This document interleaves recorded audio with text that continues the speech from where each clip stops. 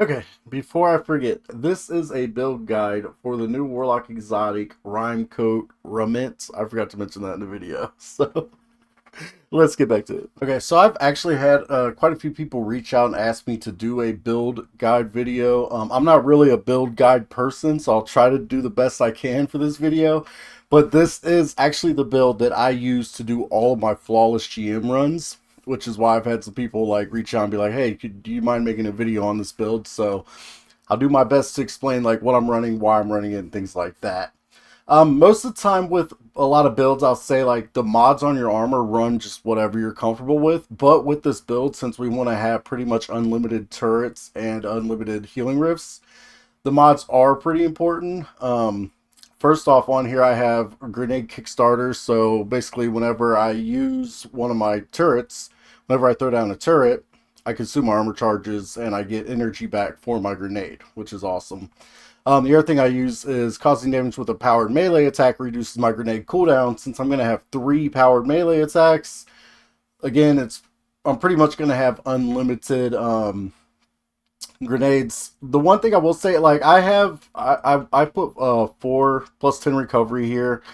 I just because like I don't have the best armor rolls. If I had better armor rolls, I'd probably sacrifice a little bit of this recovery and put maybe another one of these on here, impact induction or something like that. So if you have the right stats, you could do that. But I really wanted to hit that tier 9 recovery, so I had to sacrifice a mod slot for that. It kind of sucks, but it is what it is. Your chest piece doesn't really matter. All that really matters on your helmet is like whatever siphon you want. I have solar siphon because I'm using mainly solar weapons, obviously, and a heavy ammo finder, just because I want to make sure that I have basically, as many rockets as I can. But for your boots, what's important is I use Absolution. This gives, anytime I pick up an orb of power, it gives me all my abilities cooldown. And then also I have a innervation. It reduces my grenade every time I pick up an orb of power. So this just, basically I'm getting energy from my grenade for this one and this one. So I'm getting grenade energy twice.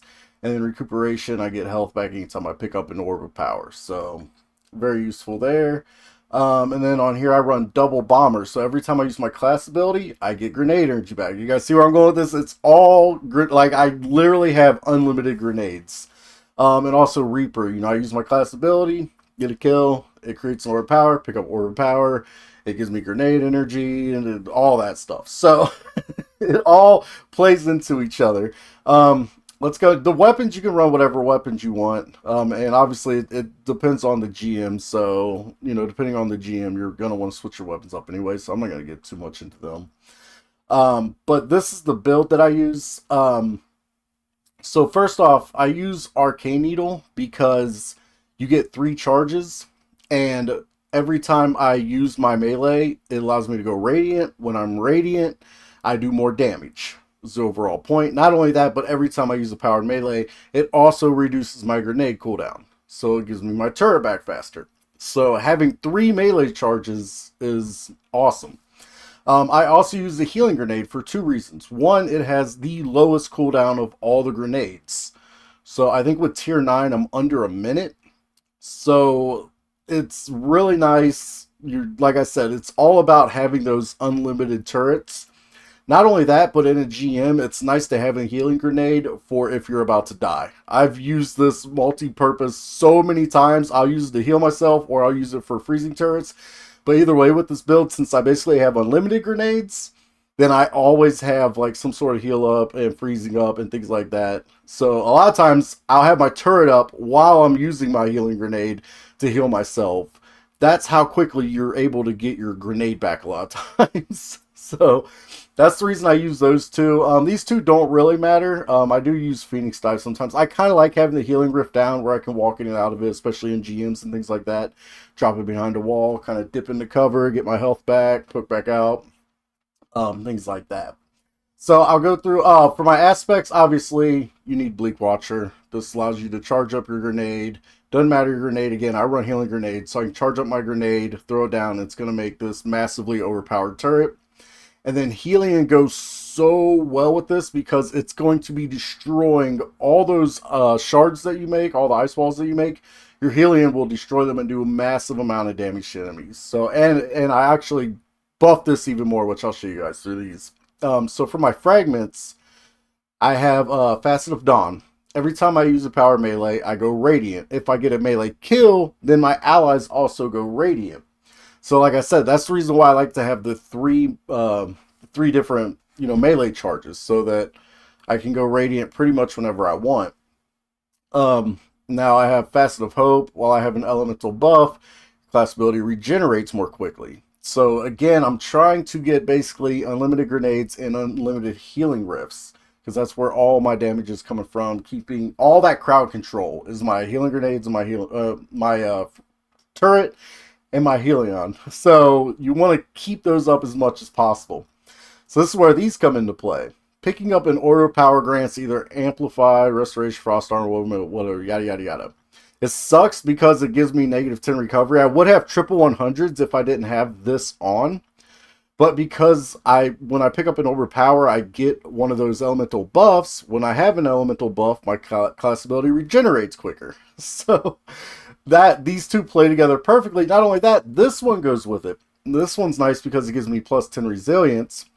But rapidly defeating targets with light or darkness damage, super final blows generate an elemental pickup of the matching damage type. So again, giving me an elemental buff, which gives me faster class ability regeneration. So these all three play together so nicely.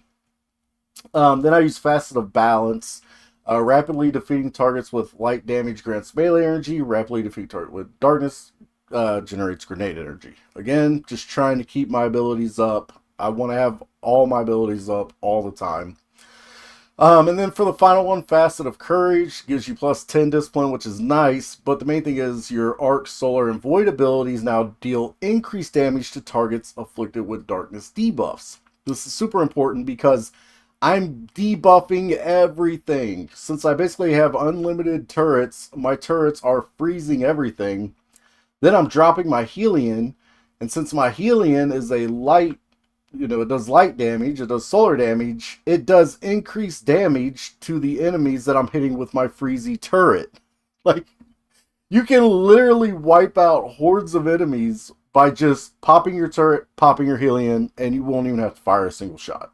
So these play together so well. I know I've seen a ton of variations of this build, but I haven't seen anybody run this exact build. I've spent hours and hours playing with different aspects and fragments, things like that, just trying to perfect this to my playstyle.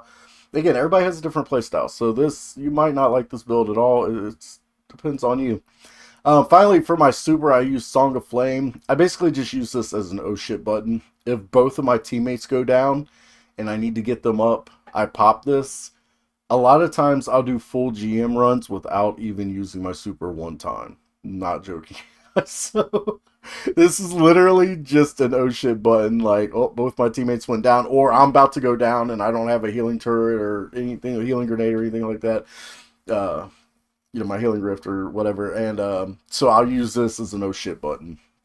But anyway, guys, I hope I tried to do my best to explain. Like I said, I'm not really a build guide person, but I've had so many people request this build. Like, they want me to break it down for them, and they want to see the build for themselves. So hopefully I did a good job of explaining everything, why I run the things that I run and why they're so helpful for me. But anyways, I really hope you guys enjoyed the video, and thank you for watching. I'm the one and only Z. Bye bye.